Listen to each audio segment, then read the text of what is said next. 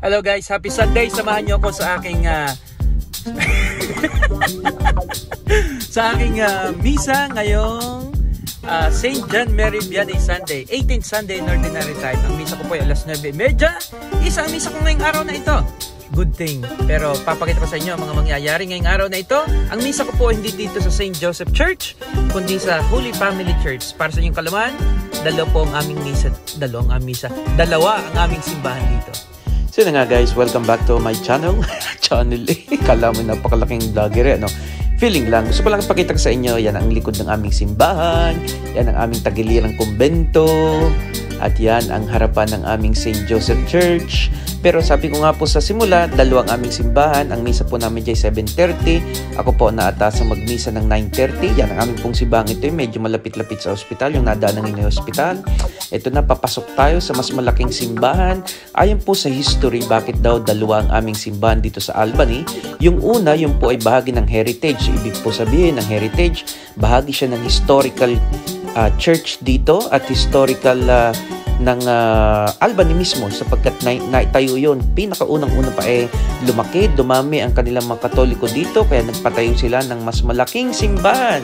Pero ngayon nga, mas malaki ito, nagagamit na lamang namin ito usually kapag Sunday at saka po pag kami mga special occasion na maladadaming tao. Otherwise, yung mga daily masses po namin doon namin ginaganap sa maliit na simbahan. Diyan na nga po, nagbibihis na po ako. At dahil nga ngayon ay Priest Day, St. John Mary Vianney Sunday, ayan, kaya po tayo ay magdarasal para sa mga pari. Pagdasal natin, sana magkaroon ng pari dito na mas madami pa. Yung diakono pong iyon ay Pilipino din pero may asawa. Opo, tama po kayo dito, pwedeng may asawa ang diakono.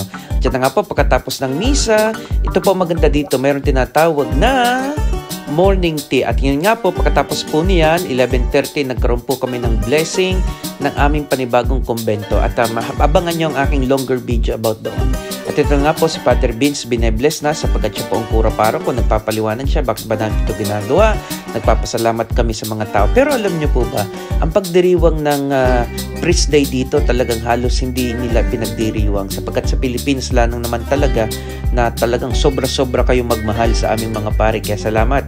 Pero dito, hindi nila ito masyadong sineselebrate. At any rate, ganun pa man, kami na po nagtapat ng blessing ng aming kumbento sa Priest Day para isang celebration. But although, wala pa rin naman bumati. Anyway, thank you Lord.